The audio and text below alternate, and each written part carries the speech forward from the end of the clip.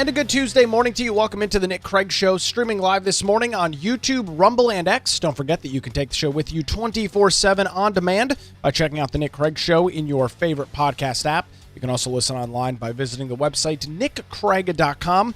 I want to thank the Law Group here in Wilmington for their support of the program this morning. Visit them online at lawgroupnc.com. We'll have more from them coming up a little bit later on in the program this morning. We kick off what has been an interesting, we'll call it, about 12 hours or so here in the United States as details came out last night that President Donald Trump was leaving the G7 summit, which was taking place just outside of Calgary in Canada. This is the western half of Canada. Was going set to be leaving that early. He met with leaders from across the world last night, had dinner with them, jumped back on Air Force One, and was not staying through the remainder of the G7 summit, which was supposed to continue, and I guess is continuing without the president there, but is continuing throughout the day today. He did land back in the United States, Joint Base Andrews, just after 5 o'clock this morning, like 5:02, 5:03 this morning. He has officially landed back in the United States, and the reason I say that things have been so interesting over the last 12 hours or so relates to not only the fact that the president said that he was going to be leaving the G7 summit, but also some of the commentary that was out yesterday on social media. The president posting this on his Truth Social platform, quote, "Iran should have signed the deal. I told them to sign. What a shame and what a waste of human life. Simply stated, Iran cannot have a nuclear weapon. I said it over and over again. Everyone should immediately evacuate Tehran." That is, of course, the capital in Iran. And with that post on social media last night, the thought that was permeating through the internet, which I'm going to stop for a second and just talk about. It is so interesting, the age that we live in right now in terms of media, specifically, of course, social media. And when this post went out yesterday afternoon, yesterday evening, as once Donald Trump, it was confirmed that he'd be leaving the G7 summit, immediately the reaction on social media, and I don't think it was an unfair reaction, but the immediate reaction on social media is that the United States is intervening in this war. They are stepping into the war. They are going to join Israel and start taking offensive measures against Iran. That was the immediate reaction, which, when you've got the president saying that you need to evacuate Tehran, you've got him leaving the G7 early. It's not an unbelievable, it's not an unrealistic thing to believe, but it is interesting how things promulgate and propagate through the internet. And to kind of bolster this point, Polymarket, I'm not sure if you're familiar with that website or not. I don't really know how it works. I'm going to be honest with you. I've seen the website. I've not used the website. I've been on it plenty of times, but it's like essentially a prediction website where you can go on and predict a variety of things. It's you're gambling, you're betting, but you're betting mostly on predictions. Will something happen? Will something not happen? And so Polymarket, which it gives you an interesting trend as to where things are going. I want to show you the Polymarket graph from last night. The question on Polymarket that you could pay to be part of is U.S. military action against Iran before July. And you go to about 8 o'clock last night, and you see the highest number on this chart with 67.8%. That was the money flooding into the Polymarket market. 67.8% chance of the United States getting involved offensively with Iran before July. It jumped up to 67.8, rounding up 68%. And the reason I talk about the internet being so interesting and the way that news flows being so interesting is because you look at that number and you say, wow, a 70% chance. Now, obviously, this is not scientific. Obviously, this is not an exact indicator of what's going to happen, but it gives you an idea of where the public stands. And you compare that to where the number was yesterday afternoon, even around 6 p.m., that number was hovering around 30%. So you had a 30 to almost 70 point percentage jump between yesterday at 5 p.m. and yesterday at 8 p.m. Now, once that the news of him leaving the G7 broke, once the post on True Social telling folks to evacuate Tehran broke, it caused that number to skyrocket. But as we look at it this morning, as we are tracking the numbers live, I'm going to just do a quick refresh of the page. I'm not sure if it updates live or not. You can see that number is currently now hovering under 50%. So from almost 70% to 50% overnight, and it really dipped in the overnight hours, going back to the upper to mid 30s, where it then went back up a little bit, but is now trending down. And so this is bringing forward the question that a lot of folks have on their minds this morning. Many individuals went to bed last night asking themselves this very question: should the United States get involved on the offensive front, getting actively involved in the war between Israel and Iran that has been unfolding for what, now the last 5 days or so? And my opinion on this is I think is pretty consistent, and I stand by it. And the answer is no. I mean, I know there's a lot of war hawks. I saw Lindsey Graham on Sean Hannity last night. I had Fox and Friends on earlier this morning, and some guy on there talking about how it's time for the United States to get involved. The answer to me is still no. Is it a problem? Going back to the Truth Social post from President Trump, Iran cannot have a nuclear weapon. I agree. And the argument that he's making, and made it in a different Truth Social post, was, making America great again means that Iran does not have access to a nuclear weapon. I agree with that. I fully understand and agree with the concept that the world's largest state sponsor of terror, which, as we recapped last week, is in fact Iran. They should not have access to nuclear weapons. I don't know that anybody is going to, unless you're, of course, part of the Ayatollah, you're probably going to argue the opposite. Nobody believes that this country should have access to nuclear weapons. Nobody believes that they should have the centrifuge and the various forms of technology to refine uranium to the point where they can load it as a nuclear payload onto a ballistic missile and launch it somewhere throughout the region. I don't think a vast majority of people believe that that's a good approach. But at the same time, I also believe that it is not a good approach for the United States to get involved in this conflict. Israel has been obliterating portions of Iran over the last 5 days.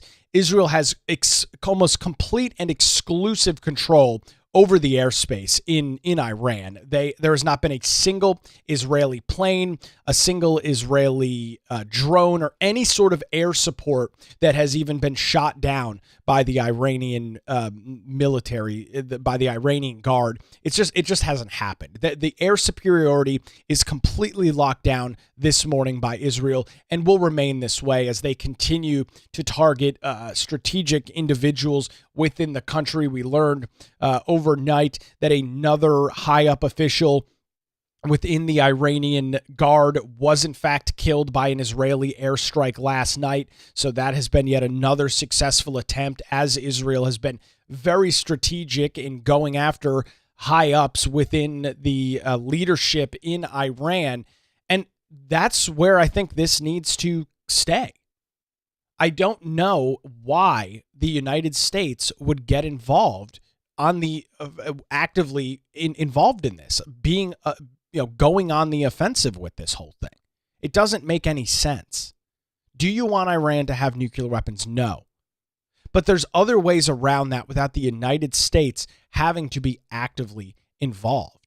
And that's where my mindset is this morning, and I think where a lot of conservatives' mindsets are this morning. President Trump, and you've got to call a spade, has been very much against the Cheney and Bush concept of forever wars that go on in the Middle East, whether the U.S. is fighting them directly or whether it's some ridiculous sort of proxy war that's breaking out. The president has been strongly against those. He has made his stance and point very clear. Now, he, of course, could argue the fact that, well, this is a different situation. This is not going to be a forever war. But I don't think that the American people, both Republicans and Democrats, have the appetite for major U.S. involvement in the Middle East. And the reality of this is very simple. If the United States gets involved, which, by the way, there's no indication that that's happening, at least as of right now. The president is probably, and I'm keeping an eye on X this morning to stay up to date with updates from his meeting. Again, he landed back in the U.S. about 2 hours ago. There was rumors that the National Security Council was set to meet in the Situation Room with the president as soon as he got back. So that is probably happening right now, or at least soon, if not happening immediately as we're speaking this morning. There's just no appetite for this. If Israel has a problem with Iran, which they should, then let them take care of it. Now, is there chance from those high up in the Iranian Guard? Is there chance from ideologues throughout the country? Death to America, death to Israel? Absolutely. But the reality is there's not going to be any death to America from Iran. They are a country that is struggling majorly after the last 5 days. I saw a report last night that 2/3 of their military ballistic missiles, not even the missiles themselves, but the functionality of them being able to use those missiles, have already been destroyed by Israel. So now their supply is incredibly depleted. I saw a live report from Tel Aviv this morning. What was expected to be a major missile barrage from Iran in the daytime hours over in the Middle East this morning turned out to be about 15 or so missiles. It was expected to be 70, 75, 80, as it's been the last couple of days, but it didn't materialize because the reality is they are running out of time. They are running out of resources, and they are running out of the ability to actually affect some sort of significant impact on Israel. Now, have there been drones that have gotten through the variety of missile defense systems? There's 3 of them that guard Israel. Yes. Have civilians been killed? Yes. But it has not been mass bloodshed as it could have been if these missile defense systems didn't work in the manner in which they are supposed to. Right? That has not happened yet. And so my question for you, watching us live this morning on YouTube, Rumble, and X, if you're listening after the fact, commenting on our YouTube channel or sending an email or commenting on X, do you think the United States should get involved? I am hardlined that the answer is no.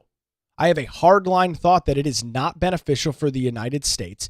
It will not be beneficial for the president long term to get involved in this conflict. Do you want Iran to have nuclear missiles? No, definitely not. Not going to argue that. Not going to argue that point at all. That's a serious problem. But it doesn't necessarily require U.S. involvement. And so this is, kind of being backed up. CBS News has a quote this morning. Senior U.S. officials speaking anonymously to CBS News yesterday said, quote, "The United States is not joining Israel's military offensive.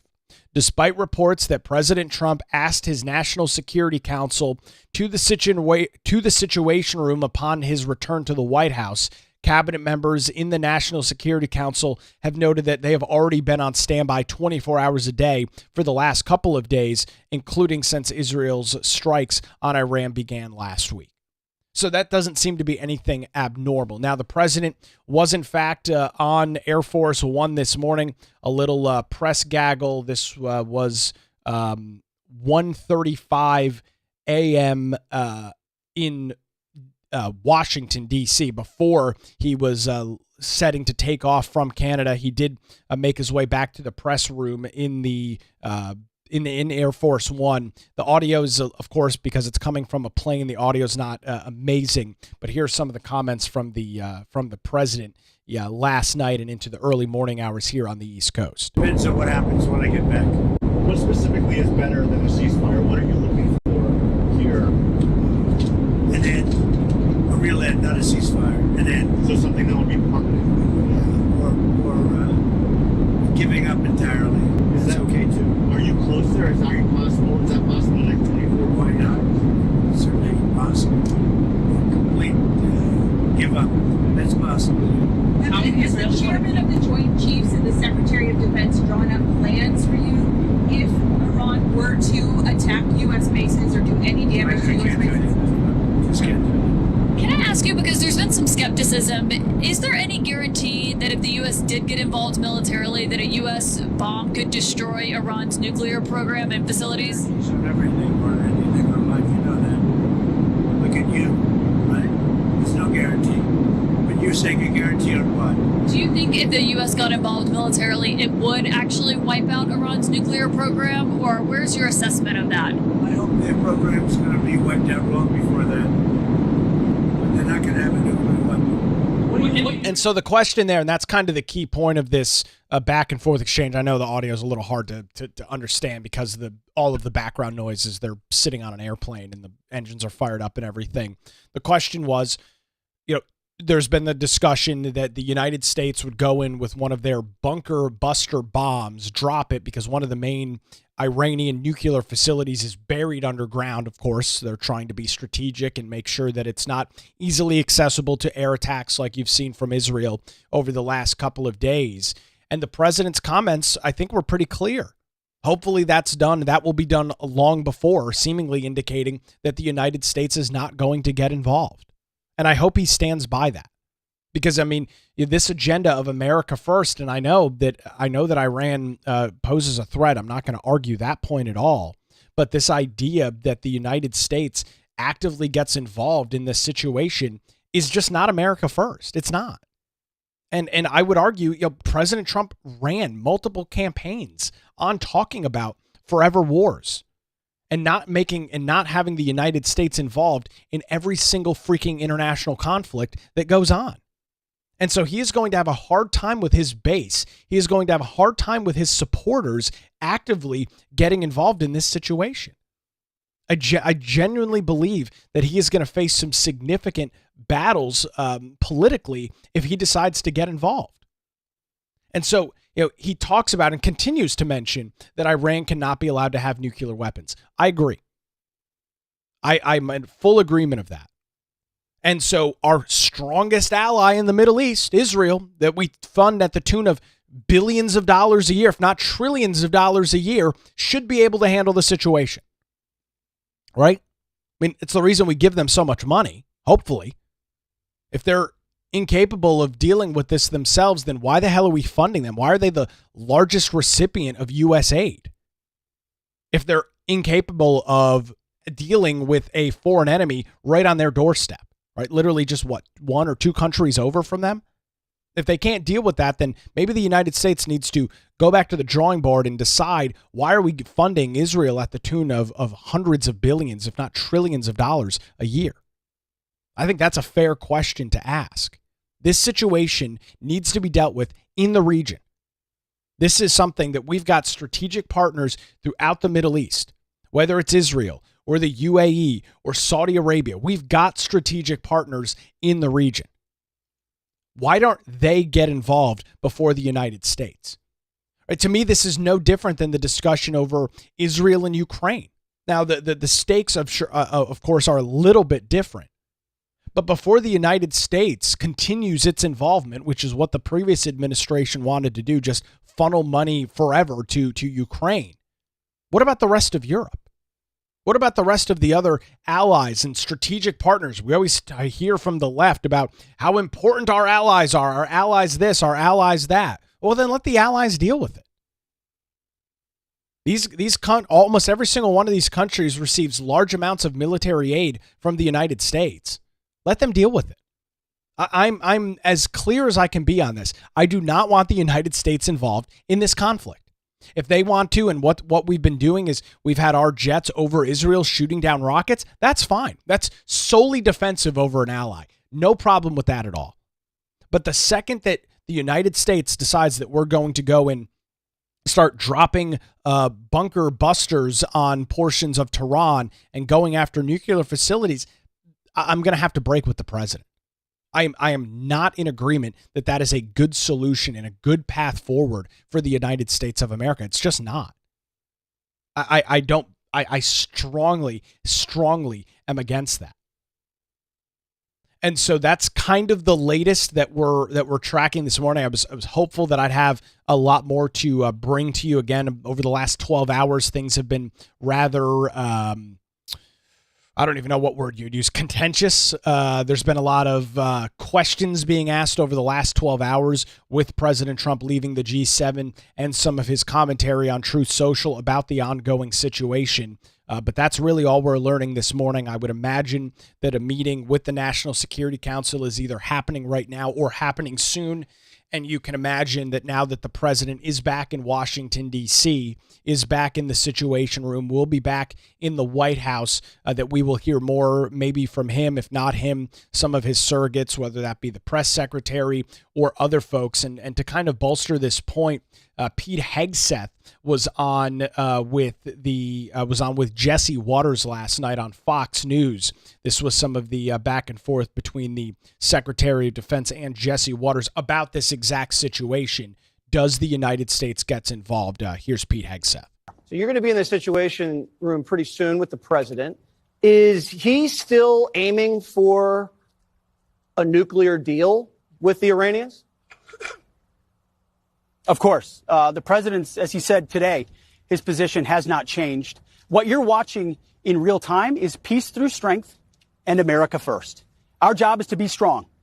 We are postured defensively in the region to be strong in pursuit of a peace deal. And we certainly hope that's what happens here. And America first means we're going to defend American personnel and American interests. So when you see jets and you see air defense assets and counter UAS assets, that's because my job as the Secretary of Defense is to ensure that our people are safe and that we're strong so that we can set the conditions for a deal. And President Trump's made it clear it's on the table. The question is whether Iran will take it. And so those comments seem pretty clear from Pete Hegseth. Now, again, this is a very fluid situation, right? No argument about that. Things literally can change by the minute as the situation continues to unfold. So it's not, what Hegseth said last night at 7:00 may not be valid at 7:00 this morning. But that seems to be the approach from this administration, and I think it's a strong one. You can guarantee that if there was another administration, whether it was another Democrat or Republican in the White House this morning, the United States would probably already be involved. The United States would probably be in a situation where we already had fighters and various military assets in the region conducting offensive strikes against Iran. That has not happened yet. It's been 5 days, very fluid situation. Could it happen? I think there's a possibility. I'd say it's probably close to a coin flip right now. Maybe a little less, maybe 40%, but it's pretty close. It's very much a fluid, unknown situation at the current time.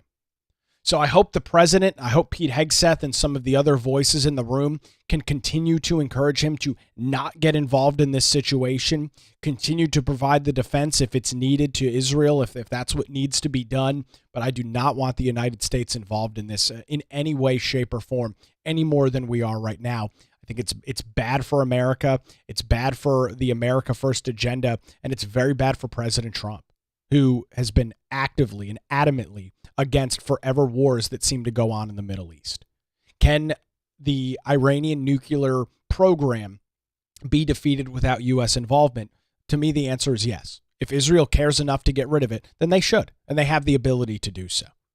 So that's the latest. If anything breaks while we are on the air for the rest of the morning, we'll provide those details. We'll pass it along to you. But that is really the latest that we are tracking right now, right here. And keep an eye on social media throughout the show and provide any additional details. Before we turn over to a very interesting New Hanover County Board of Commissioners meeting yesterday morning, I do want to tell you about the law group here in Wilmington and thank them for their continued support of the show. When legal challenges arise, trust the law group. For over 20 years, their experienced attorneys have provided high-quality, affordable legal services across the eastern half of North Carolina. Whether you're facing a divorce, maybe you're navigating a real estate transaction, or maybe you're in a position where you need strong criminal defense, the law group has your back. Their dedicated team ensures your questions are answered and issues are resolved promptly.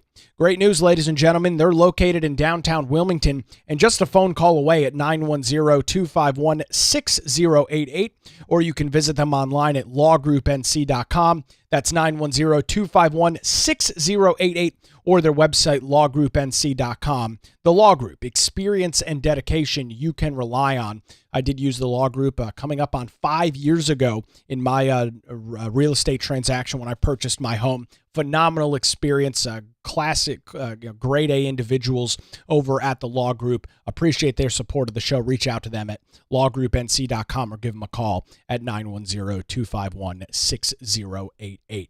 A very interesting New Hanover County Board of Commissioners meeting yesterday morning. A bomb threat called in nearby, causing the meeting to be temporarily evacuated. We'll have all those details coming up here in just a few minutes as the Nick Craig Show rolls on live on a Tuesday morning, streaming on YouTube, Rumble, and X, and 24/7, wherever you get your podcasts.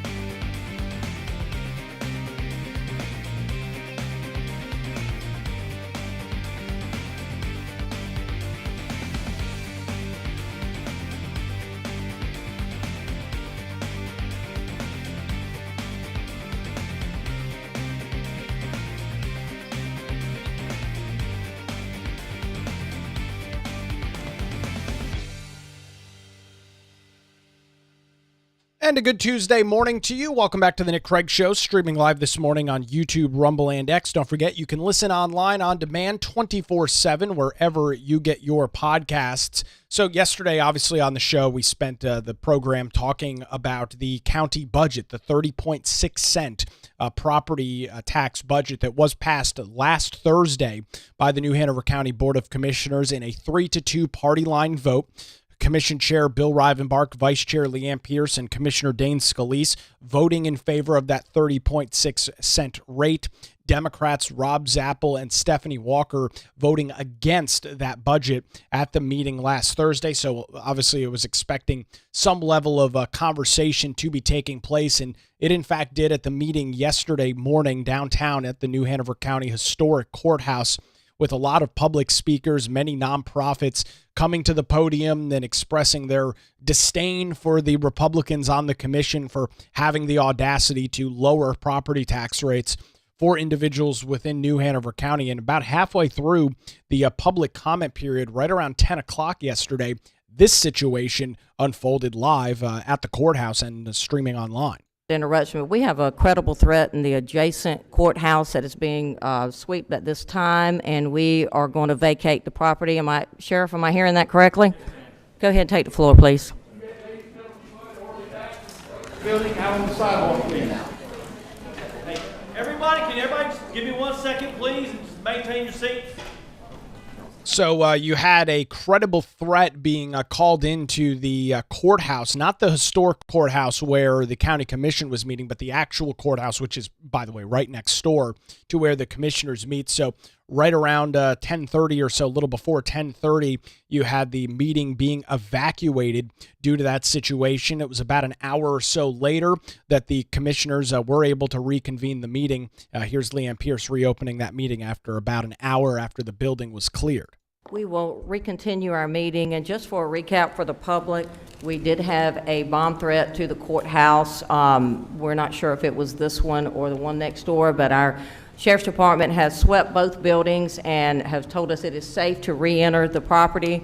So we appreciate our law enforcement officers for quickly evacuating the building for our safety and for the safety of our citizens. So thank you for that. We appreciate it, your competence in this issue, and we will update later as we know more information. But we did get an update being provided by local news and the New Hanover County Sheriff's Office that, in fact, a man has been arrested and charged in connection to that bomb threat yesterday morning.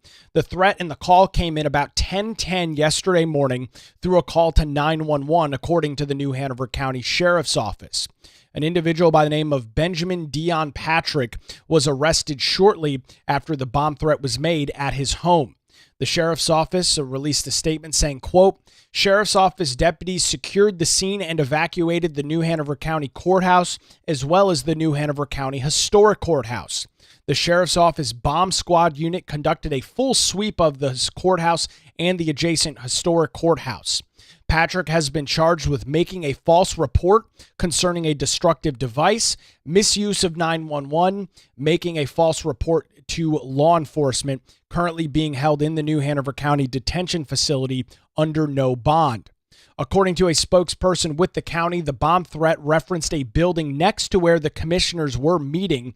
And as you heard there from Commissioner Pierce, the threat was deemed credible, and people inside the New Hanover County Courthouse and where the county commissioners were meeting were in fact evacuated. New Hanover County Commissioner Dane Scalise saying, quote, "Thank you to the women and men of law enforcement for their decisive action to protect the public from this threat. Violence and threats of violence have no place in our society." So obviously a very dynamic situation unfolding. In all my time following and watching local government here across New Hanover County, I've seen meetings be called to recess due to crowds getting unruly, but absolutely a first when you've got a credible bomb threat being called in. Again, not to the county commission meeting itself, but to the New Hanover County Courthouse next door, putting that meeting temporarily on hold. So fortunately, everybody's safe. Everybody was able to get back into the room. The public comment period then did continue, and then after that, it was really the interesting part of the meeting that I was looking forward to as it related to commentary from some of the county commissioners as it relates to the budget that was passed last Thursday. We'll start with Commissioner Rob Zappel. We heard a lot from him yesterday and some of his various questions and concerns over this budget and how it was playing out. He took the floor once again at the county commission meeting yesterday and had this to say. Something that should have happened at today's meeting that didn't. A full and open public discussion of next year's county budget. Now, traditionally, budgets are presented by the county manager at a scheduled Board of Commissioners meeting at the courthouse, at a meeting just like this. It's done that way because that's what good government looks like. It's open, it's transparent, and it embraces public input. But this year was different. There was a forced vote on the budget over my and Commissioner Walker's objections at the budget work session last Thursday. There was no public input. No one other than the commissioners and the county staff were allowed to speak. Why did that happen? Perhaps because they recognize that the budget they passed is unnecessarily cruel, backward-looking, and self-defeating. And they think that they can somehow hide that fact from public scrutiny. But they can't. I'm going to pause Commissioner Zappel there because this concept, and we talked about this yesterday morning, but this concept, this idea that the budget was done secretly, that it was done in private, that it wasn't done in front of the public is just, again, not accurate. It's not true.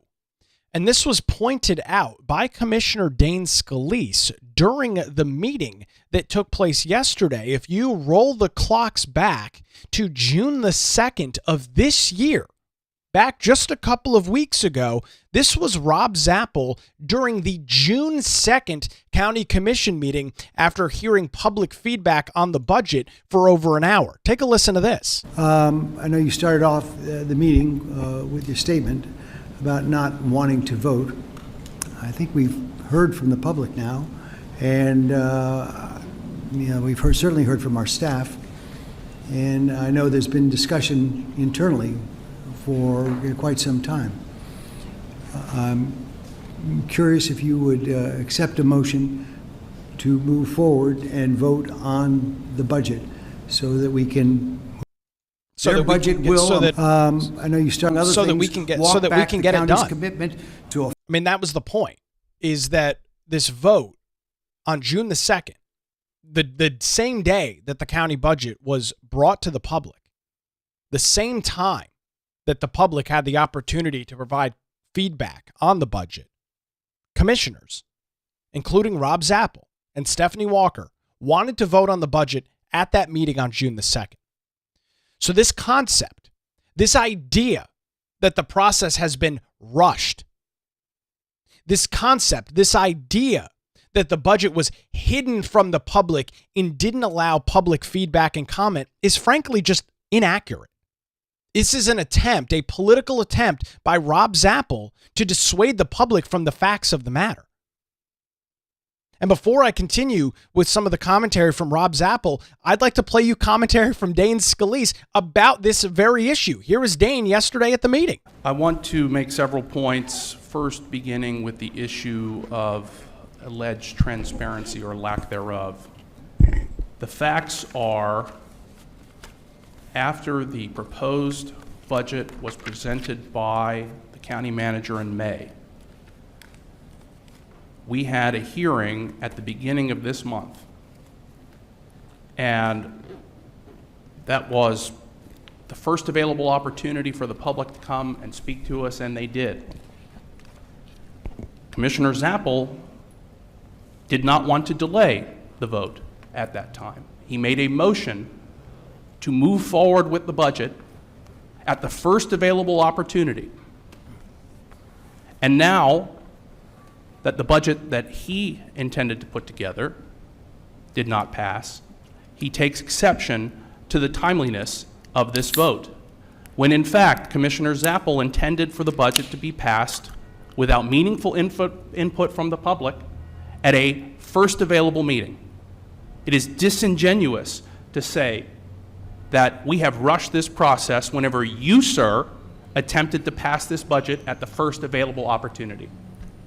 Amen, Commissioner Scalise. And I love being able to provide the receipts and call out the hypocrisy when it exists. And it absolutely does.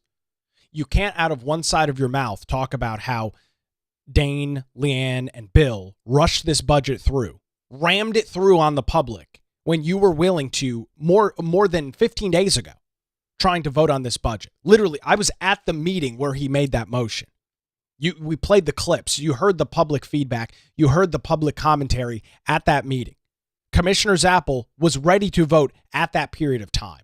So this pearl clutching over this is not transparent, this process did not include public feedback, is frankly just complete and utter bullshit. There's no other way around it. It's complete and utter BS. It is a false attempt to try and gin up support from the public, gin up support from all of these nonprofits that get free county money day in and day out, that this budget wasn't done transparently. It's not true. And not only is it not true, we've got the evidence to back up that it's in fact not true.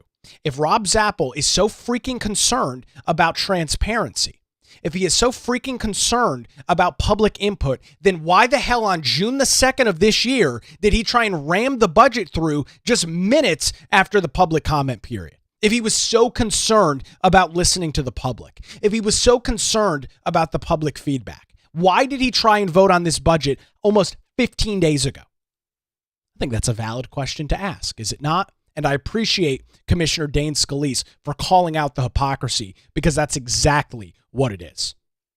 So we'll go back to more of Rob's comments from the meeting, Commissioner Zappel's comments from the meeting yesterday morning. Affordable and workforce housing and the Northside Food Co-op leave over 100 children in our county without access to pre-K, cut vendor contracts with crucial community partners like the Carousel Center for Child Advocacy, and eliminate and rescind over 100 county jobs across 17 departments. It's not 100 jobs. It's not 100 jobs. We went over the details yesterday. When all is said and done, there's 30 vacant positions within the county. They're looking at cutting 72 jobs. We're going to be looking about 50 people will be losing their jobs. About 50. Now, that does not include any individuals that are retiring from the county and their jobs will not be refilled. That does not include anybody that will be leaving the county for whatever reason. They've got a better job offer elsewhere. They're moving out of the area. For whatever reason, they will no longer be an employee. So about 50 people will be losing their jobs, not 100. The facts of this are, I believe, rather important. If you're going to be sitting on the dais of a county commission meeting and attempting to stoke fear into the public, I would hope that you would use the accurate numbers. There's nothing that I have seen, none of the public information available, that 100 employees are going to lose their jobs. There's just no evidence to back that up. This vote will harm children in our county, deepen our housing crisis, and abandon the most vulnerable in our community. Now, those are the facts that need to be discussed in public. Are they forum. the facts, though? Are they? But they were not.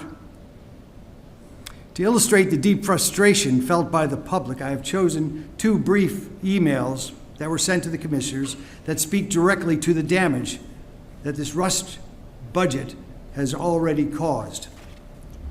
Commissioners, your rushed action to adopt the new 2025-26 budget last Thursday. And so before he gets into the emails and the commentary, again, rushed. This phrasing, this rushed budget. What was so rushed about it? Rob Zappel was ready to vote on it 15 days ago. So if it wasn't rushed on June 2nd, then how the hell was it rushed on June the 12th when it actually happened? 10 days after he was originally scheduled to vote for it. And tried to convince the chair of the county commission, Bill Rivenbark, that they in fact should vote for it. So was it also rushed on June 2nd? I would argue it was. You had your public comment period at the same meeting that you were ready to ram through the budget.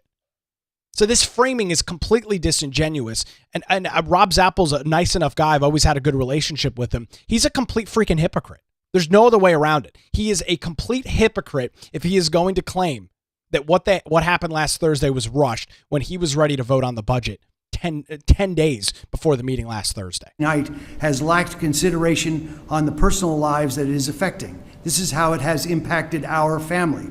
Our 27-year-old daughter applied for and was hired as a therapist for New Hanover County to serve at Winter Park Elementary School starting in July.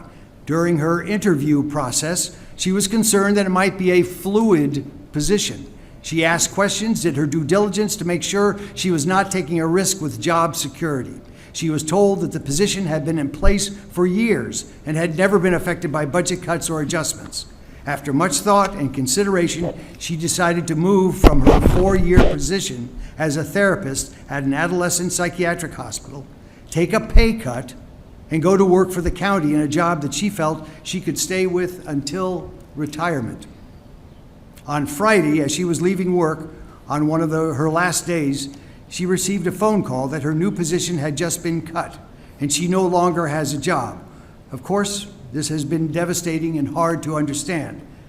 As you move forward, please consider the real impacts on real people in real time that your decisions affect.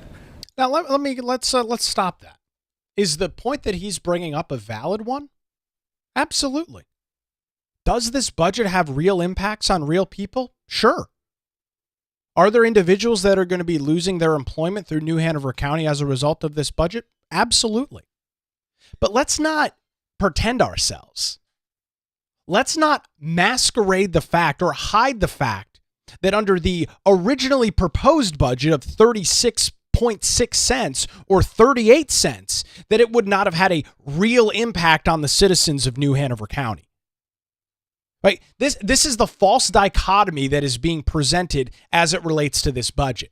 If you increase taxes, if people's property taxes go up by hundreds, if not thousands of dollars a year, you are led to believe that that actually doesn't have an impact.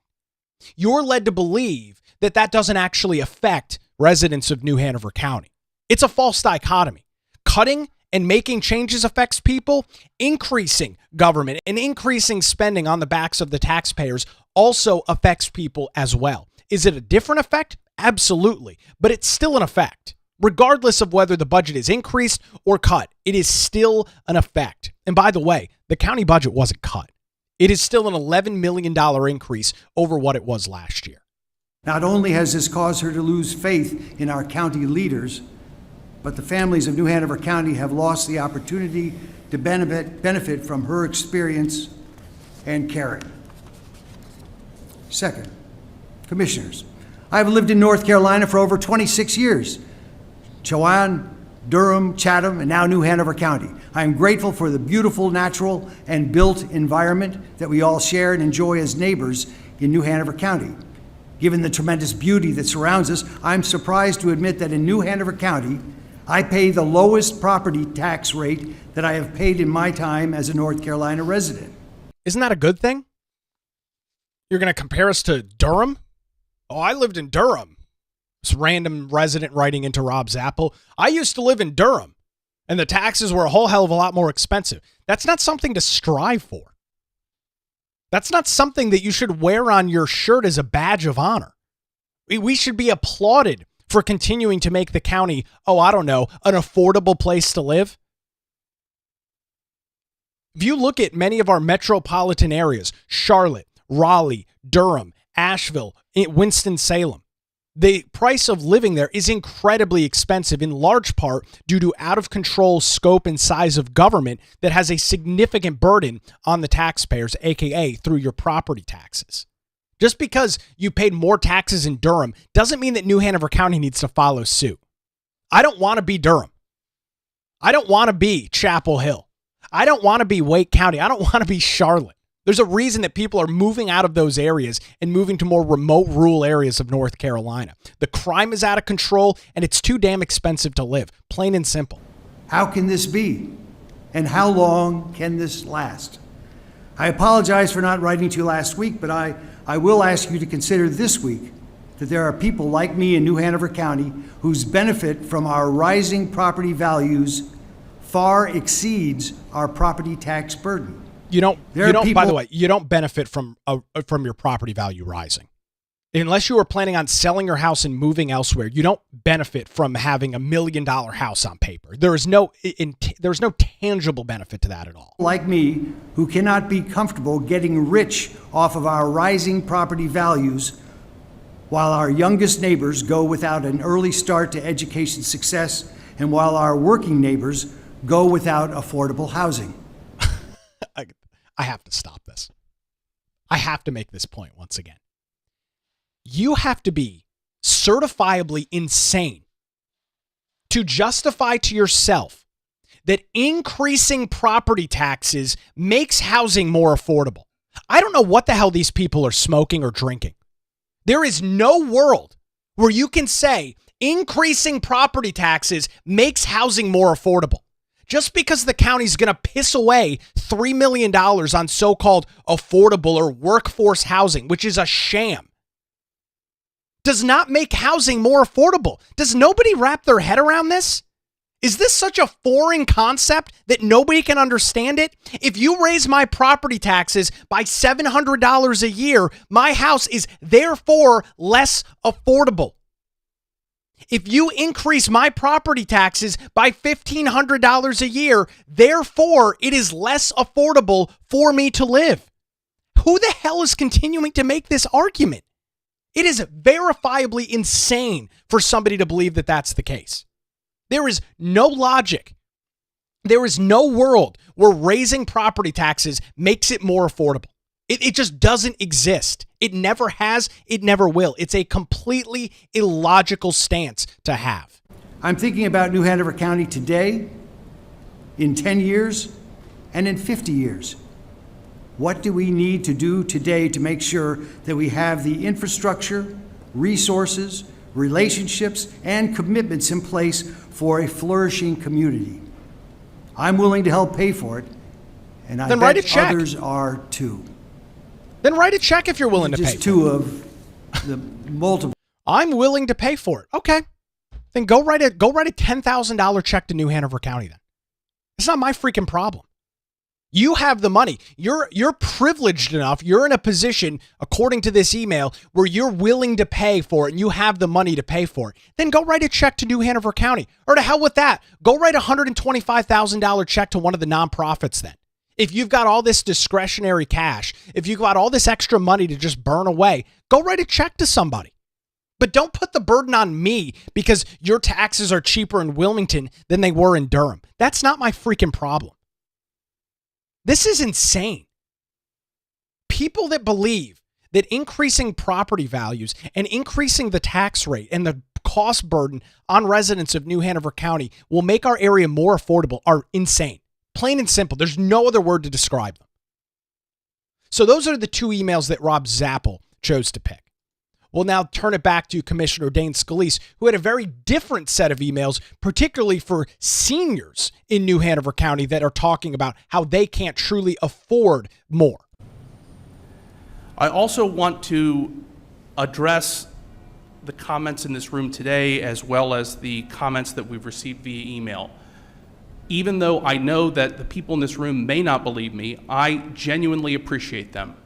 I understand that there are a variety of opinions in this community about any number of issues. There are 245,000 people in this community, and there are at least as many opinions on the proper role of government, what the government should fund during a budget. And it's important to recognize that though this budget has been characterized in extremely severe rhetorical terms, I should say, the reality is that what this budget did was increase the county's budget by $11 million versus $40 to $50 million. It still increased the budget. It increased the budget in order to provide more funding to the schools, the sheriff, senior resources, veterans, the district attorney's office, and it maintained any number of other core service items. I understand that we have disagreement on any number of issues. That's part of being in polite society. There are disagreements about what the correct policy is. And again, I thank the people in this room for providing their opinion. But I also want to share that while you have your opinion, there are other opinions in this community. And despite the effort to categorize these opinions as partisan in nature, that doesn't apply to, for instance, the seniors of this community who reached out to us and made numerous requests regarding the budget that had nothing to do with politics at all. I'm going to share some of those comments right now. As a senior citizen living on a fixed income in New Hanover County, I implore our county commissioners to resist raising our property taxes at the upcoming budget meeting. Retired senior citizens do not have the resources to afford exorbitant increases in living expenses. There is only so much money at our disposal. And another, I'm a senior citizen, recently lost my husband, and I'm learning that my property taxes are going to be raised by a huge percent. I am now on a fixed income and am outraged by your proposed budget. I don't know how many people who can afford this hike in taxes. There may be some who will lose their homes if the proposed tax hike goes into effect. Please consider we the people on a fixed income and how we will be impacted. The proposed budget is reckless and only considering the people who can afford those rate hikes. That's a key point. And this concept, this idea of people losing their homes, that's a very real thing. You look at individuals on fixed income, many individuals, unfortunately, living off nothing more than Social Security. They have no retirement, they have no pension. If their taxes are going to go up by $1,200 or $1,500 a year, there's a strong likelihood that they are going to have to sell their property and go somewhere else. Right? If you're on a true fixed income and you're in a position where you are no longer physically able to work or generate revenue, generate income, what are you supposed to do? You can't go out and just get another job. Maybe you're in a position where you can't work, whether it's a disability or whatever the situation that it might exist. And so, when you hear these comments from, I used to live in Durham and I'd be happy to pay for more taxes in New Hanover County. Great. But you're not everybody. What about the middle class families of New Hanover County that are struggling to deal with the rise in inflation, that have watched their salaries stagnate as everything around them continues to cost more and more every month? What about them? What about the seniors that Dane is reading from this morning? What about their personal finances? Right? It's not one size fits all here in New Hanover County. And another. The change will result in a 24% increase in my county property tax, approximately $500 more per year. For me and many others, this is more than a modest adjustment. It is a significant financial burden, particularly for those of us on fixed incomes. As a senior citizen, I do not have the flexibility to absorb sudden, sharp increases in the cost of living expenses like this. And another. My property valuation more than doubled this year. I'm a senior. How do I pay for property tax now? Your budget seems too far-reaching. Stick to essential county services. Thank you. And another. Trying to live within a fixed income as a senior citizen is very frustrating and very scary. Having to save $1,000 per month just to meet my taxes, home insurance, car insurance, wind and hail is a burden already. Raising taxes because somehow my home has increased in value will put a larger burden on me as a citizen of New Hanover County and the city of Wilmington both. Please reconsider your actions and think what this will do to a lot of older citizens who have been living paycheck to paycheck for years. And another. As a senior citizen living on a fixed income and suffering severe health issues, the burden of paying double my current tax will force me to reconsider how I spend my money. If people refuse to pay the tax increase, it is unreasonable to think the county has financial ability to foreclose on a large percentage of homes, thereby crushing the economy and the housing market as a whole. Yet another. My husband and I are senior citizens of New Hanover County, and we are on a fixed income. Seeing the proposed property tax increase has us very concerned. When we moved to our home 30 years ago, we only paid county taxes, which was very reasonable for the services we received. We were then annexed into the city and our taxes doubled, receiving no benefit from all this increase. Now the tremendous tax increase has us greatly distressed. I'm going to stop it right there because there's an interesting economic side of this that is not very often discussed, but it was kind of alluded to in one of the letters that Commissioner Scalise read. When you take, specifically looking at, we'll use the example of senior citizens or even just middle class Americans that are on truly a fixed income, and not even necessarily fixed, but on a tight budget, living paycheck to paycheck. Let's say your taxes are going to go up by $1,000 a year, which you think, okay, $1,000 over the course of 12 months, that's only $83 a month. Only $83 a month. That's how it's proposed by the left. Right? Stephanie Walker told us at the meeting last Thursday, her taxes are only going up by $10 a month, and then that's good for her. So let's take the $1,000 and divide it out by 12 months. That's about $83, almost $84 a month. So now that's 80 some odd dollars a month that individuals will not have to spend at local businesses in which they will be paying sales tax. That will be $83 that individuals don't have to hire services, whether you're talking about, getting your air conditioner looked at, maybe you're somebody that has a lawn service come because of your age, you don't have the ability to do that. That's a significant burden. And it has a huge impact on the rest of the economy. But if you have to cut things out of your budget, things that you were spending money on, whether that was purchasing things at the store, going out to eat, hiring somebody to care for your lawn, mow your yard, or pest, whatever it might be, that is money that is now being taken out of the local economy and is being siphoned into county government, which does not generate revenue. Does not have an ability to generate revenue outside of taxing its citizens. So not only is it less sales tax revenue that the county or city receives, but it's less money flowing to small businesses throughout our area. Right? There is a major economic impact when people have to cut things out of their budget to pay taxes. Another, please do not raise our taxes. I'm a senior on limited income. And another, Will you consider the revaluation of our properties? Our house is definitely not worth the amount assessed to it. We are senior citizens on a budget trying to stay in our forever home. Please reassess these tax amounts. Thank you. And just an example of an email, and I received many emails following the budget from individuals who said, thank you for passing this budget. I just read through your budget and I commend you for thinking of the taxpayers, especially us senior citizens. Prices have gone up tremendously, making it very hard for people on a fixed income to survive, and I believe you have taken that into consideration in your budget. The point is not that these voices are any more important than the voices that are in this room. They're all important. But the commissioners are charged with a very significant responsibility, and that's to consider all of the various people and priorities in this community and make what we believe is the best and fairest outcome for everybody. There will certainly be disagreement about how that works. For instance, I will note that the schools have been provided yet another year of the most amount of money that the county has ever provided to them. It's my belief, as I have said many times in prior meetings, that the county should not be engaging in line item funding of the school's priorities.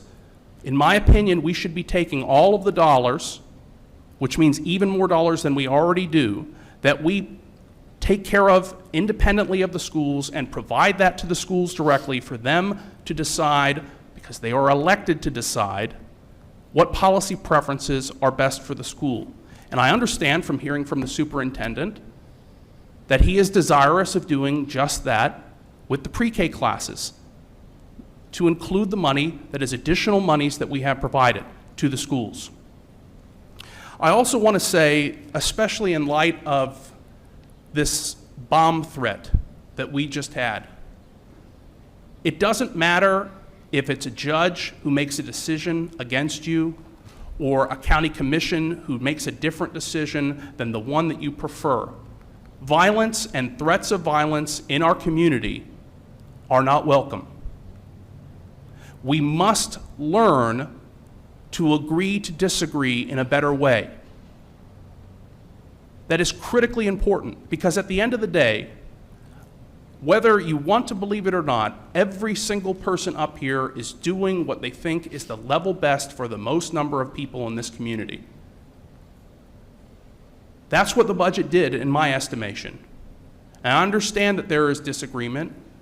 I respect that disagreement. I thank you again for coming to tell us about that disagreement. I thank you to the people who wrote to me and presented their disagreement. I need to know those factors. But I also have to make a decision about what I think is best based on the totality of the information provided to me. And some of that must include, as a for instance, the seniors of this community who asked me to be more mindful about how we spend our dollars. Well said by Commissioner Dane Scalise. The reality is the budget is said and done.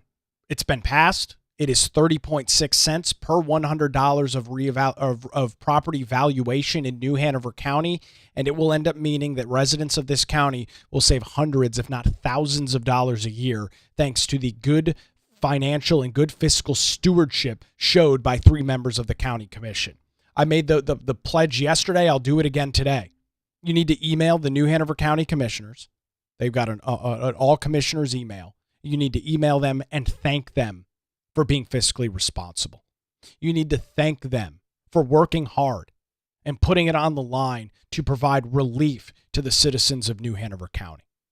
This stuff doesn't happen by accident. This stuff doesn't happen for no reason. And we've got to back up our commissioners and tell them and let them know that, hey, we appreciate the work that you're doing.